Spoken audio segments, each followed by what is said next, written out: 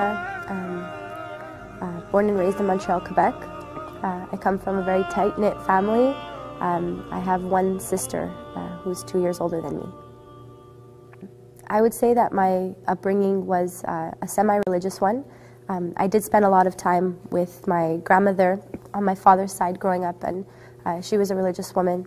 We used to go to church on Sundays, had catechism classes, so we did our, the baptism, the first communion, the confirmation, and prayed daily.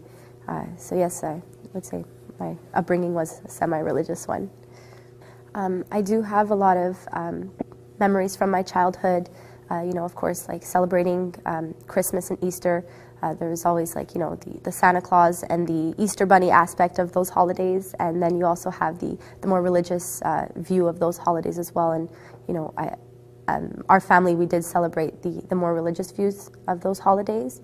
And I do have a lot of fond memories of, praying with my grandmother, praying for our relatives that have passed away, also praying the rosary as well. I would say that I did happily identify myself as a Catholic at the time. We did read the Bible, we learned it in church on weekends, but I would say that I identified myself as a Catholic quite happily. My relationship with Jesus, peace be upon him, as a Catholic was a pretty strong one at the time growing up. I would say that daily prayers were absolutely important. I couldn't go to sleep without, praying that night, or else I would have like a guilty conscience. It just became like a habit that I had since, as I grew up, even as I became, a little bit more distant from the religion and, didn't attend church every Sunday as I got older. But I did always pray. That is something that I always kept as a daily thing. My views of Islam prior to converting, I was a teenager, of course, at the time, so I didn't really have a lot of knowledge of, different religions. I would just, the media did influence a lot of my opinion. I was quite ignorant to the religion and what it stood for and, what Islam really was. I just felt like it was something really foreign. Of course, I had, all the misrepresentations of the religion. I did have a negative view towards it based on the media and all the events that had happened. For example, like, the events of 9/11, right away you see like this is a, Islam is labeled on this type of thing. So when someone's ignorant of the religion, you're going to look at an event like that and say, well, why would the religion condone this? Why would Muslims condone this? So for sure I did have a negative view, which was of course all misrepresented, but I did have a negative view of Islam prior, as a teenager. My quest for Islam really began when my grandmother passed away, because she was, the main part of me, of the, all the religious aspects of my life growing up.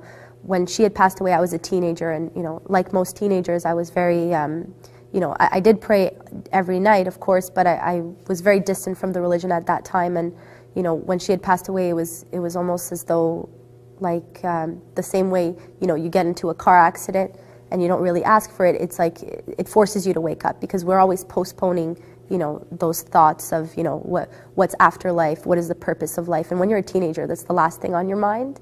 Even though you might have, spiritual feelings towards, religion and God, of course you're gonna, you're too busy with your social life and such things. Whereas when she passed away, I felt like it just forced me to wake up and look at my life from outside of the box. And, I was, ashamed with what my life was at that time. And I felt that, I should be reflecting, in action what is in my heart, because I did have, a huge, spiritual side that I felt that I was always neglecting at the time.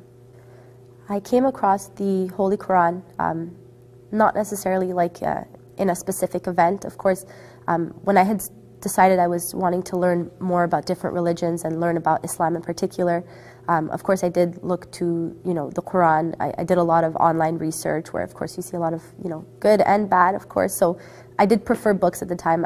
I was given an English version of the Quran, and this was all prior to me converting. I would say a good year and a half prior.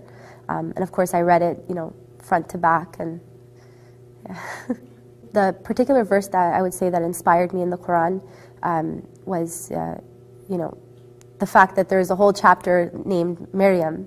Of course, as coming from a Catholic background, you're like, oh, this is so familiar to me, and then everything that, specific verses that talk about the Prophet Jesus, peace be upon him, of course, that, resonated with me, coming from a Catholic background, and the concept of Jesus, I would say, once I learned that from the Quran, I felt that it totally changed my whole aspect. My whole view of being a Catholic was totally shattered after reading Surat Maryam.